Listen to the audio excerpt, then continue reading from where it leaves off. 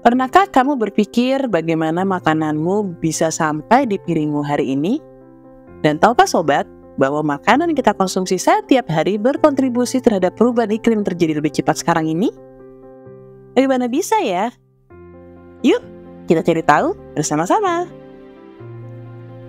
Sadarkah kita bahwa di balik lezatnya sepiring makanan kita tentunya ada proses penanaman, produksi, pengolahan, distribusi, konsumsi, dan pada akhirnya berujung pada pengolahan sisa organik.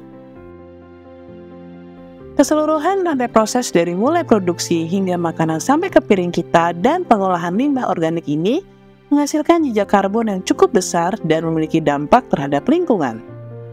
Dampak yang ditimbulkan dari keseluruhan sistem rantai makanan ini dapat mempengaruhi pemanasan global dan keadaan bumi kita loh. Yuk, kita cari tahu bersama jejak karbon dari makanan-makanan yang kita konsumsi sehari-hari. Apakah sobat pernah memperhatikan buah-buahan yang dijual di supermarket biasanya ukurannya lebih besar daripada buah-buahan yang ada di pasar tradisional? Nah, kira-kira sobat suka membeli buah yang mana?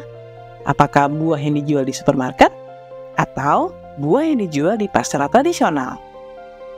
Oke sobat, bahwa buah-buahan yang dijual di supermarket biasanya adalah buah-buahan impor atau buah-buahan yang dikirim dari luar negeri.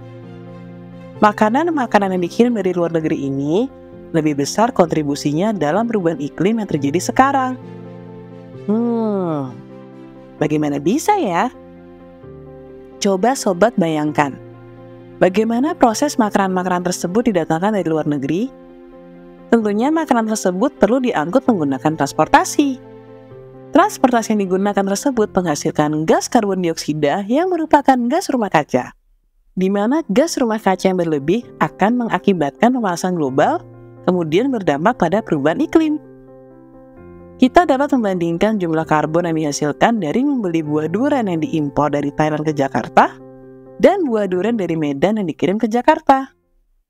Perjalanan buah durian yang diimpor dari Thailand ke Jakarta akan menempuh jarak 3.442 km dan jika perjalanan tersebut menggunakan pesawat, maka jumlah emisi karbon yang dihasilkan adalah 1.000 kg.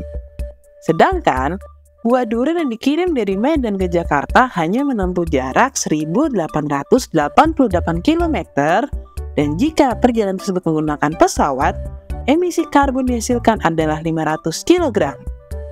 Jadi menurut sobat, manakah yang lebih banyak menghasilkan gas karbon dioksida? Makanan lokal atau makanan impor? Food Climate Research Network atau FCRN menyatakan bahwa proses produksi yang terjadi di lahan pertanian, perkebunan, dan peternakan ini menyumbangkan emisi gas rumah kaca mencapai 25% dari total emisi gas rumah kaca dunia.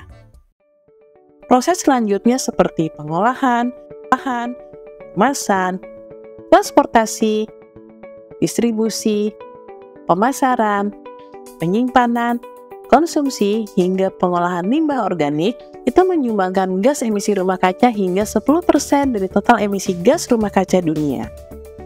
Menurut data hasil analisis yang disusun oleh Joseph Bohr, seorang peneliti di Universitas Oxford, dan Thomas Nemecek yang mempelajari siklus hidup makanan di lembaga penelitian Swiss Agroscope, memberikan data gas rumah kaca yang dihasilkan dari beberapa sumber makanan penghasil protein. Yuk kita amati diagram sumber makanan penghasil protein berikut. Diagram ini menunjukkan jumlah kilogram gas karbon yang dihasilkan dalam 100 gram protein dari berbagai sumber makanan. Dari diagram ini dapat terlihat bahwa mengkonsumsi 100 gram protein dari daging sapi menghasilkan 12 kali lebih banyak gas karbon daripada mengkonsumsi 100 gram protein dari telur. Juga, ketika kita mengkonsumsi 100 gram protein dari ayam, menghasilkan 3 kali lebih banyak gas karbon daripada mengkonsumsi 100 gram protein dari tahu. Dan tahukah sobat, bahwa mengkonsumsi 100 gram protein dari daging sapi menghasilkan gas karbon yang sama jumlahnya ketika kita sedang melakukan perjalanan menggunakan mobil sejauh 296 km. Untuk membantu menjaga bumi, kita dapat bijak saat memilih makanan yang akan kita konsumsi. Ada beberapa cara yang dapat kita lakukan, yaitu: pertama, memvariasikan sumber protein yang kita makan. Kita dapat mengurangi jumlah konsumsi daging sapi dan menggantinya dengan tahu atau kacang-kacangan sebagai sumber protein. Kedua, belilah produk lokal yang sedang musim.